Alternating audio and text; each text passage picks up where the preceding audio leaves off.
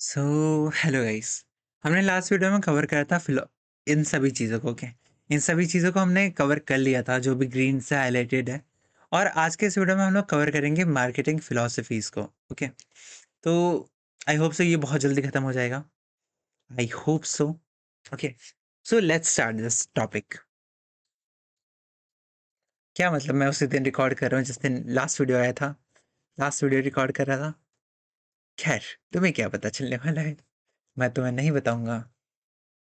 So let's start with marketing philosophies. आखिर इसका क्या सेंस है, क्यों है ये सारी चीज़ें, और इसमें मैं थोड़ी बहुत एक्स्ट्रा चीज़ें इन डेप्थ में बताऊंगा। तो प्लीज़ इस वीडियो को प्रॉपर्ली देखना, तो मैं एक अलग पर्सपेक्टिव मिल सकते हैं कि हाँ अच्छा ये भी हम लोग सोच सकते थे। ओके, ये चीज़ें। Let's talk about marketing management. Okay, marketing management philosophies.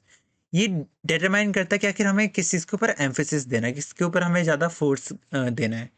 Okay, मैं ऊपर ऊपर से पढ़ाऊंगा क्योंकि हाँ मैंने इस चीज़ को पहले पढ़ा था। जो चीज़ इंपॉर्टेंट है मुझे पता है, मैं उसी चीज़ को अभी रीड करने वाला हूँ ताकि तुम्हारा भी टाइम वेस्ट ना हो और ये काम बहुत जल्दी हो जा पाए। ओके, फर्स्ट है अपना production concept. Okay, during the earlier days of industrial revolution, ये कब स्टार्ट हुआ था अपना? Earlier days of industrial revolution, जब इंडस्ट्रियल रेवोल्यूशन अपना स्टार्ट ही हो रहा था तभी ये कॉन्सेप्ट आया था। The goods started picking up but number of producer were limited. उस समय क्या हो रहा था ना, भले ही इंडस्ट्रियल रेवोल्यूशन आ रहा था, वो आया नहीं था, आ रहा था, अर्लियर फेज में था। आ यार एक तो ठीक है, खतरनाक शैली से मेरा। तो उस समय में सिर्फ आ रहा था, वो आया नहीं था, मतलब फैक्ट्रीज थी, फैक्ट्रीज डेवलप हो रही थी, लेकिन उस प्रेजेंट टाइम में सिर्फ कम फैक्ट्रीज थी। तो उस समय में क्या होता था ना कि जो भी इंसान सामान को बना लेता था तो उसके सामान बिक जाते थे। ओके, ये चीज़ है यहाँ पे।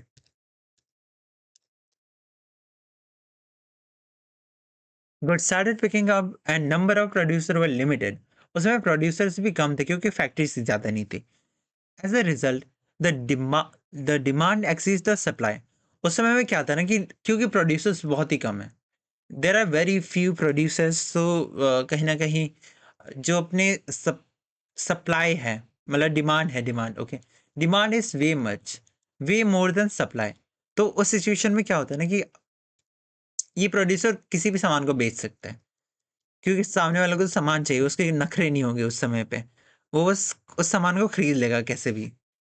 Selling was no problem. उस समय पे सामान को बेचना कोई भी झंझट वाली बात नहीं थी, सामान बनाया और बिक गया, वो ऐसा सिचुएशन था वो।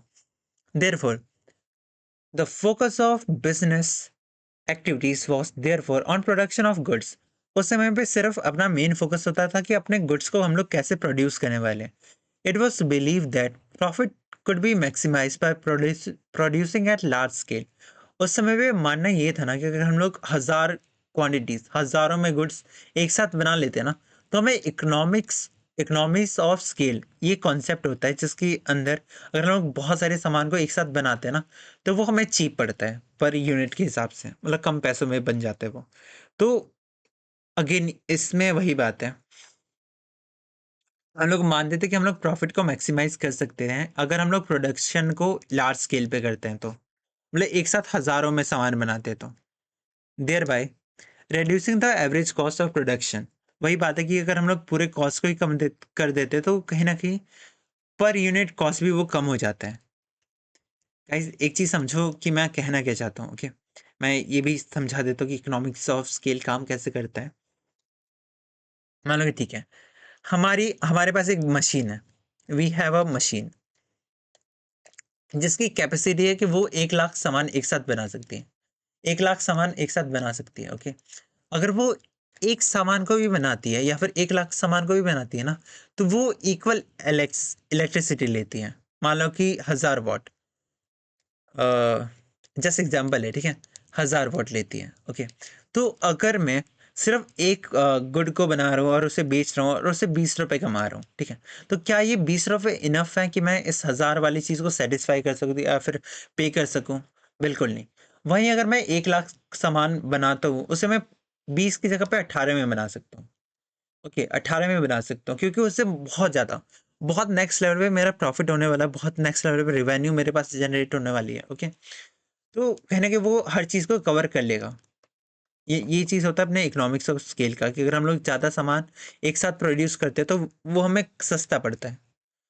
ओके, सो यही चीज़ यहाँ पे भी है। Thereby reducing the average cost of production. It was also assumed that consumer would favor those products which were widely available and affordable. उस समय ये भी मानना था ना कि अगर कोई सामान हमें हर जगह दिख रहा है, ओके, कंज्यूमर का मानना था कि अगर कोई सामान हर जगह दिख रहा है ना, तो वो बहुत ही अच्छा है, हम लोग को उसे खरीद लेना चाहिए। Thus, availability and affordability of product were considered to be the key of success of a firm. उस समय पे हम लोग सिर्फ दो चीज़ों पे फोकस करते थे। एक तो अपना गुड अवेलेबल हो, मतलब हमने उसे प्रोड्यूस कर दिया, और वो थोड़ा अफोर्डेबल हो। ओके, 20 की जगह पे 18 हो गया, इट बिकेम अफोर्डेबल। ये तो ये चीज़ है। ओके, हमें इसको कम करना है, और यही है कि of success at that time, key of success of firm. Okay, ये चीज़ हाईलाइट कर लेना। फिर आगे, therefore greater emphasis was placed on improving the production and distribution efficiency of the firm. उस समय पे हम लोग फोकस करते थे ना कि अपना जो भी प्रोडक्शन है और डिस्ट्रीब्यूशन है उसको हम लोग इम्प्रूव कर पाए। ओके, बस ये स्टार्ट होता अपना earlier days of industrial revolution में। इसमें दो चीज़ें के ऊपर हम लोग फोकस करते हैं, अवेलेबिलिटी, अफोर्डेबिलिटी। और इसमें क्या होता है कि अगर हम लोग लार्ज स्केल पे अगर सामान बनाते हैं तो वो हमें अफोर्डेबल पड़ता है, उसमें कम पैसे लगते हैं। ओके, और जो भी सामान बनाता था उसका बिक जाता था, उस समय पे प्रोड्यूसर बहुत कम थे। ओके, ये चीज़ है। फिर हम लोग देखते हैं सेकेंड पॉइंट को, the product concept. As a result of emphasis of production capacity during the earlier day, the position of supply increased over period of time. देखो, what does this mean? What does this mean? आखिर ये कहना क्या चाहता है? Okay, so समझो very clearly।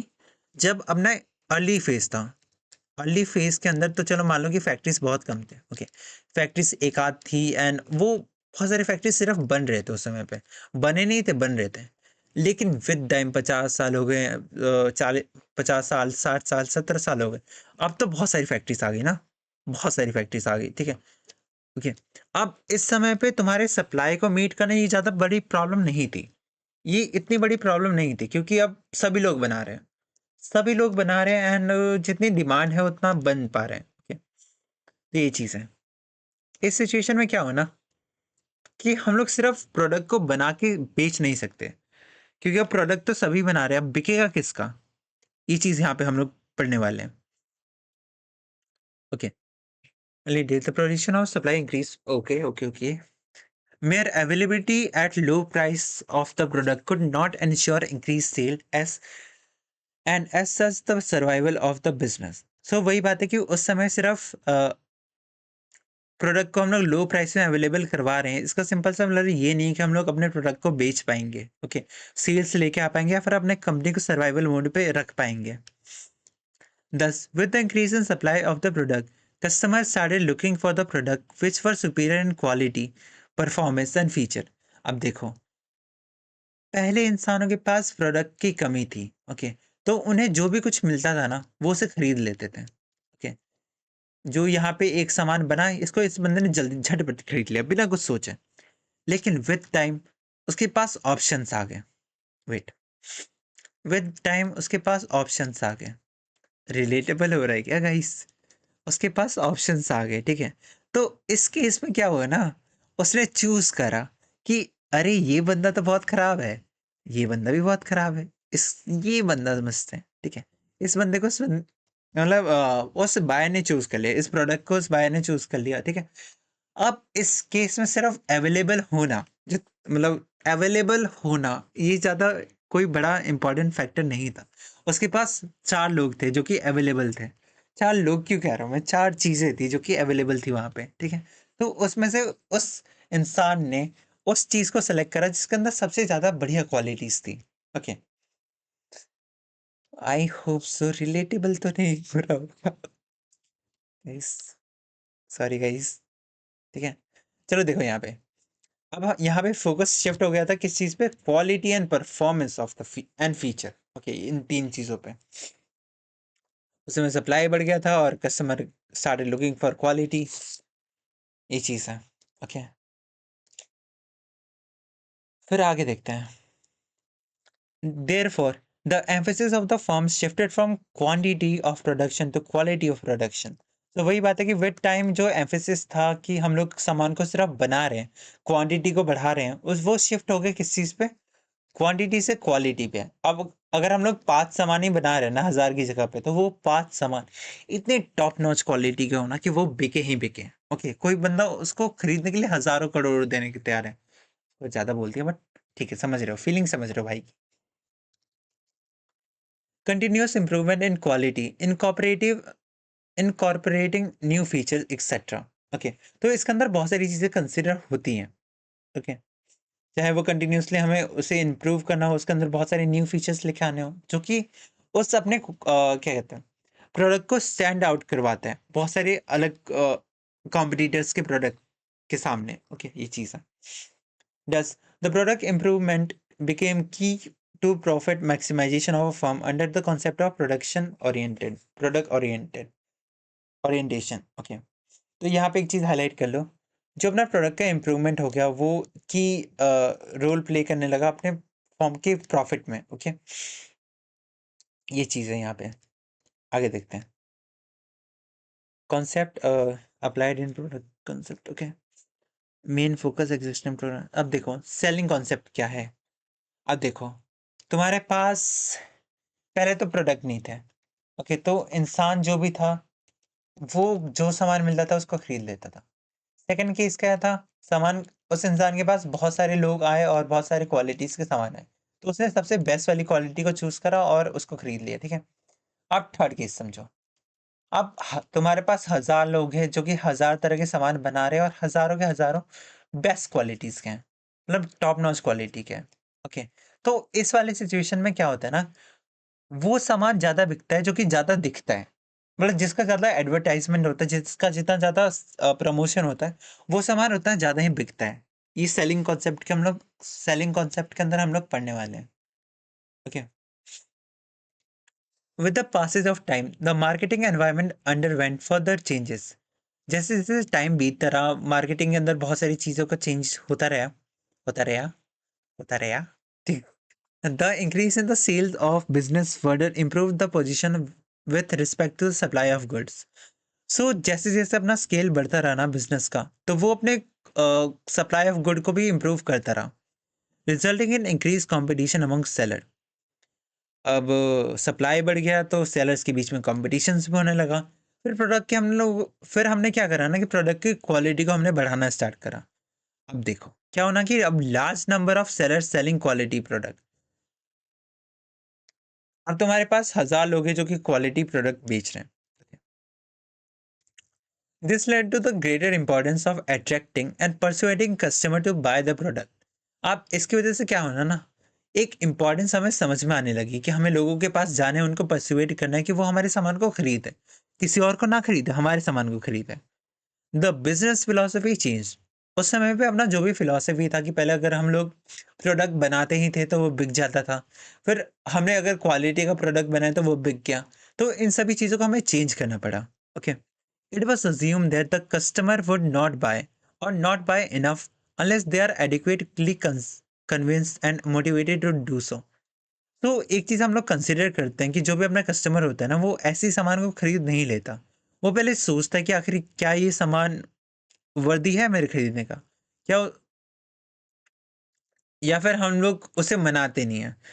इस समय पे कस्टमर जो होता है ना वो बहुत नखरीला हो जाता है। उसके पास 1000 लोग हैं, हज़ारों के पास टॉप नॉच क्वालिटीज़ के बंदे हैं वो लोग, तो उसके नखरे बढ़ जाते हैं। ठीक है?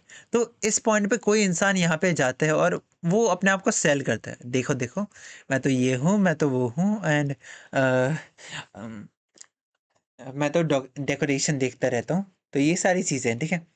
तो इस केस में ये बंदा इस चीज़ को चूज़ कर लेती है। ये बंदी इस बंदे को चूज़ कर लेती। क्या बोल रहा हूँ मैं? ये जो भी अपना सेलर होता है ना, बायर होता है, वो उस प्रोडक्ट को चूज़ कर लेता है, जो कि ज़्यादा दिखता है। Therefore Firm must undertake aggressive selling and promotional efforts. Okay. At this point of time हमें एक चीज कंसिडर करना चाहिए कि जो भी अपना फर्म होता है वो एग्रेसिव सेल करते हैं, ठीक है। वो प्रमोशन में प्रमोशन करता रहता है एंड प्रमोशनल एफर्ट्स, वो प्रमोशन में भी एफर्ट डालते रहता है कि सामान बस बिक जाए। The use of promotional techniques such as advertising, personal selling, sales, promotion were considered essential for selling the products. अब इस केस में क्या होता था ना कि हम लोग बहुत सारी चीज़ों को देखते थे कि आखिर हम लोग एडवर्टाइजमेंट कैसे करने वाले हैं, उसको सेल कैसे करेंगे या फिर प्रमोशन कैसे करेंगे। इन सब चीज़ों को हम लोग देखते थे। ओके। और ये चीज़ अपना काउंट होता है अपने सेलिंग कॉन्सेप्ट के अंदर, हमें इन सब चीज़ों के ऊपर फोकस करना पड़ता है। Thus, the focus of the firm shifted from pursuing the sales product aggressively through aggressive selling techniques. So, in short, अपना जो भी अपना सेलिंग का टेक्निक था वो शिफ्ट हो गया किस चीज़ पे कि हम लोग एग्रेसिव सेलिंग टेक्निक्स को यूज़ कर रहे हैं। मतलब बैनर्स पे बैनर्स लगवा रखे हैं हमने हमने मैसेज पे मैसेज कर रहे हैं कस्टमर्स को कि आप हमारा प्रोडक्ट खरीद लो, ये कर लो, वो कर लो। तो ये चीज़ अपना aggressive selling technique. Okay. With a view to persuade, lure, coax the buyer to buy product, making sales through any mean became important. So उस सिचुएशन में क्या था ना कि हमें बस बेचना है, कैसे बेचना है फर्क नहीं पड़ता, बस हमें बेचना है। Okay. Making sales through any means became important. It was assumed that buyer can be manipulated, but अब देखो उस सिचुएशन में क्या था ना कि हम लोग सोचते थे, जो भी अपने प्रोड्यूसर थे वो लोग सोचते थे कि बायर्स तो बहुत ही ज़्यादा पागल है। ओके। उनको हम लोग कुछ भी दिखाएँगे, कुछ भी बेचेंगे, वो लोग खरीद लेंगे, ठीक है। चलो मान लें कि उस इंसान ने गलती से विश्वास करके उस सामान को खरीद लिया एक बार, लेकिन क्या वो अगली बार सेम प्रोडक्ट खरीदेगा? जब उसे पता लगा कि वो प्रोडक्ट खराब है, ओके, तो उस सिचुएशन में वो बंदा नहीं खरीदेगा ना। तो भले ही शॉर्ट टर्म में उस कंपनी ने बहुत अच्छे खासे पैसे कमा लिए, लेकिन लॉन्ग टर्म में वो कंपनी नहीं चलने वाली। Okay. What was forgotten was that in the long run, what mattered most is customer satisfaction rather than anything else. So एक बिजनेस को ये चीज़ समझना चाहिए कि जो भी अपना बिजनेस का सक्सेस होता है वो डिपेंड करता है कि आखिर अपने कस्टमर कितना ज़्यादा सेटिस्फाइड है। अगर वो प्रॉपर्ली सेटिस्फाइड है ना तो अपना बिजनेस चलता रहेगा। Okay. We come now we come to the fourth part and let's see कि आखिर क्या लिखा हुआ है वहाँ पे। Let's see. Okay. The marketing concept, आखिर इसके अंदर क्या चीज़ है? मार्केटिंग ओरिएंटेशन, वेट मैं थोड़े से ऊपर कर लेता हूँ कि ना, ठीक है। Wait. Marketing orientation implies that focus on satisfaction of customer need is the key to success of any organization in the business. Okay. इस वाले में हम लोग क्या फोकस करते हैं ना कि आखिर कस्टमर की नीड क्या है। अगर हम लोग उसकी नीड के ऊपर हम लोग फोकस करते हैं ना तो अपना कंपनी सक्सेसफुल हो पाएगा। ये चीज़ है कि हमें वो सामान बनाना है जो कि उस इंसान के नीड्स को फुलफिल कर रहे हैं। ओके। ये चीज़ है। अगर उसे फ्रिज में 6 डोर चाहिए तो 6 डोर बना के दे दो, वो बंदा खरीद लेगा। ऐसा कुछ सिचुएशन है। तो हमें अपना दिमाग नहीं लगाना। It assumes that in long run an organization can achieve its objective of maximizing of profit by identifying the need of the present and perspective prospective buyers. Okay. तो आज के टाइम में माना जाता है ना कि हम लोग अपने प्रॉफिट को मैक्सिमाइज तभी कर सकते हैं जब हमें पता है कि आखिर हमारे जो प्रेजेंट बायर्स हैं और जो हमारे बायर्स हो सकते हैं उनकी नीड्स क्या हैं, उनको कैसे सामान चाहिए। एंड अगर हम लोग उनके नीड्स को अगर हम लोग सेटिस्फाई कर लेते हैं तो कहीं ना कहीं वो हमारे सामान को खरीदेंगे एंड हमारा प्रॉफिट मैक्सिमाइज हो पाएगा। ये चीज़ है। आई होप सो क्लियर है। अगेन कुछ भी डाउट होता है तो तुम कमेंट्स में पूछ सकते हो, मैं I will answer. Okay. All the decision in the firm are taken from the point of view of customer. So जो भी हम लोग डिसीजन लेते हैं ना वो कंप्लीटली डिपेंड करता है कि आखिर क्या आखिर क्या आखिर ऑल द डिसीजंस, मेरा दिमाग कहाँ चला जाता है। All the decision in the firm are taken on the point of view. हम लोग कोई भी डिसीजन होता है ना इस वाले पर्टिकुलर फिलोसफी के अंदर वो हम लोग पूरा डिपेंड करता है कि आखिर कस्टमर का क्या नीड है या फिर क्या वांट है इस चीज़ के ऊपर। हम लोग कस्टमर की बात को बहुत ज़्यादा सुनते हैं कि उसे ऐसा सामान चाहिए तो हम लोग ऐसे ही सामान बना के उसको बेचेंगे। In other words customer satisfaction become the focal point of all decision making in the organization. तो इस केस में क्या होता है ना कि जो भी अपना फोकस होता है वो कम्प्लीटली शिफ्ट हो चुका है कि आखिर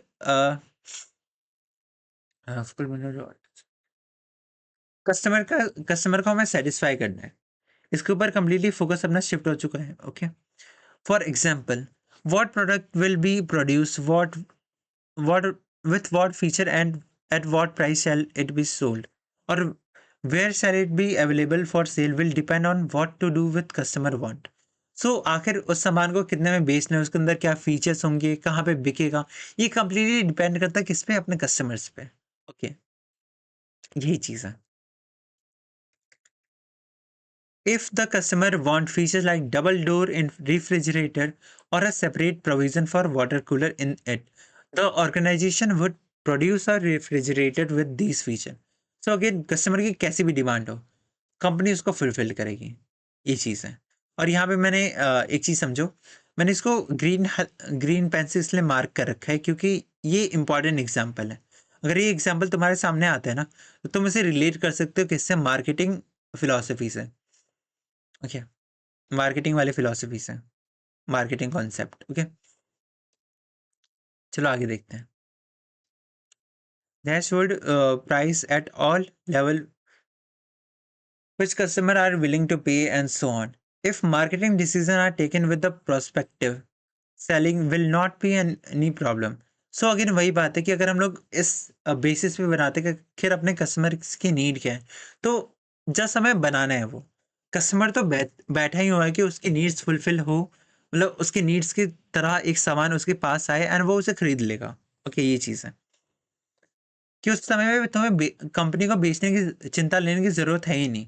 उसे बस वो सामान बनाना है जो कि कस्टमर को चाहिए।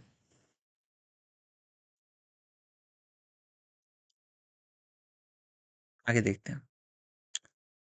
It will automatically follow. The basic role of firm then is to identify and fulfill it. Identify a need and fill it. So in short, जो भी अपनी कंपनी है उसका सिंपल सा एक नीड होता है कि वो नीड्स को आइडेंटिफाई करें, उसको फुलफिल करें। The concept implies that product and service are about not merely because of their quality, packaging, brand name, but because they satisfy a specific need of customer. So in short, कोई भी सामान इसलिए बिकता नहीं है कि उसकी प्रोडक्ट क्वालिटी बहुत ज़्यादा तगड़ी है या फिर उसके ऊपर बहुत तगड़ी पैकेजिंग है। वो बिकता है इसीलिए क्योंकि कहीं न कहीं वो एक कस्टमर की नीड्स को सैटिस्फाई कर रहा है। ओके, ये चीज़ है। आगे, wait.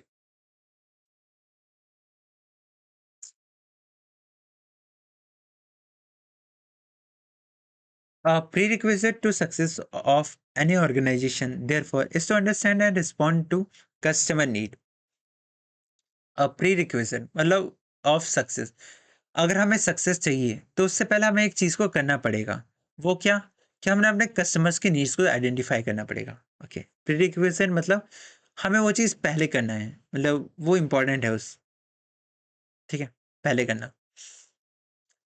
To sum up the marketing concept is based on the following pillars. So in short अगर हम लोग बात करें मार्केटिंग कॉन्सेप्ट की, तो वो इन 5 पिलर्स के ऊपर बेस करता है। क्या-क्या? फर्स्ट है आइडेंटिफिकेशन ऑफ मार्केट। पहले हम लोग टारगेट मार्केट को आइडेंटिफाई करेंगे, फिर कस्टमर्स और customer who are chosen as target of marketing effort. तो वही बात है कि हम लोग टारगेटिंग टारगेट कस्टमर्स को ढूंढ रहे हैं यहाँ पे। फिर second point, understanding needs and want of the customers in target market. अब उसमें हम लोग देखते हैं कि आखिर अपने कस्टमर्स की नीड क्या है, कस्टमर्स के वांट्स क्या है। ओके, ये चीज़ है।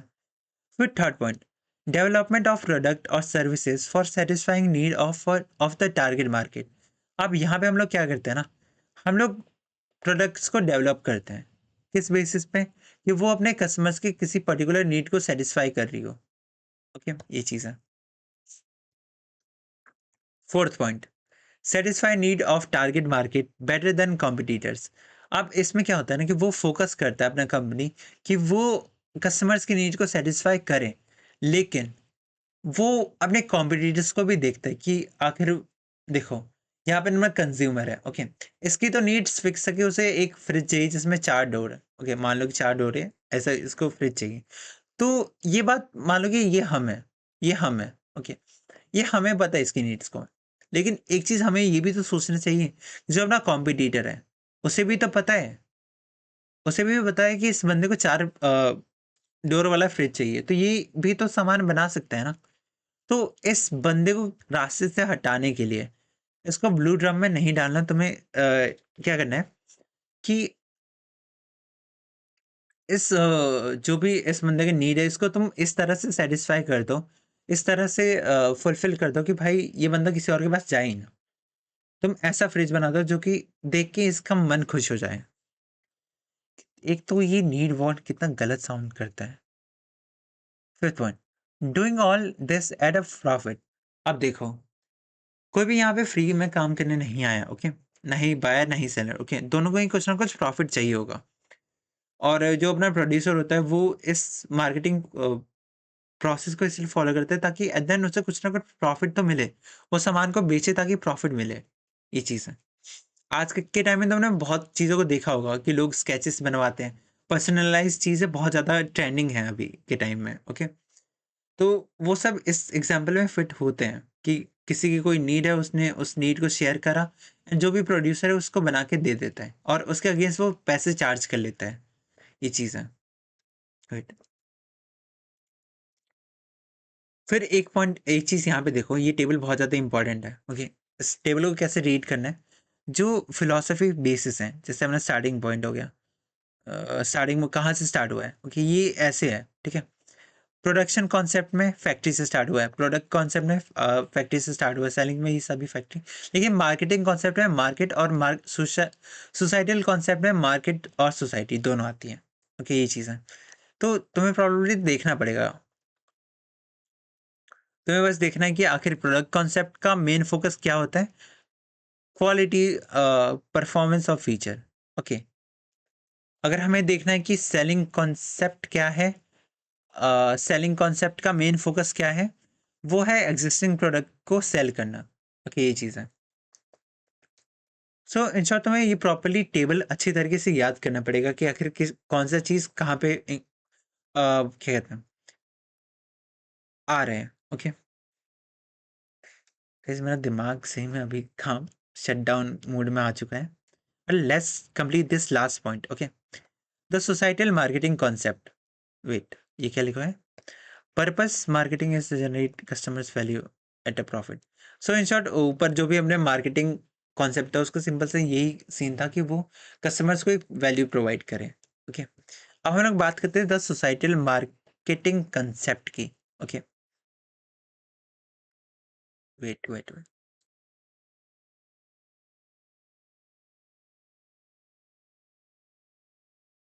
the marketing concept, as described in the preceding section, cannot be considered as adequate if we look at the challenges posed by social problems like environmental pollution, deforestation, and shortage of resources, population explosion and inflation. अब देखो, ऊपर हमने एक चीज़ पढ़ा था, marketing concept, है ना, अभी हम लोग उसे पढ़ के आए थे। लेकिन हम लोग कस्टमर्स की नीड को यहाँ पे सेटिस्फाई कर रहे थे, यहाँ पे हम लोग कस्टमर्स की नीड को सेटिस्फाई कर रहे थे। लेकिन इस वाले में क्या होता है ना, सोसाइटल मार्केटिंग में हम लोग इसके नीड्स को सेटिस्फाई तो कर रहे हैं कस्टमर की, लेकिन हम लोग सोसाइटी का भी ध्यान रख रहे हैं। ये ना हो कि इस बंदे की नीड को सेटिस्फाई करने के लिए हम लोग सोसाइटी को बर्बाद कर रहे हैं, तो ये ना हो, ओके। वेट,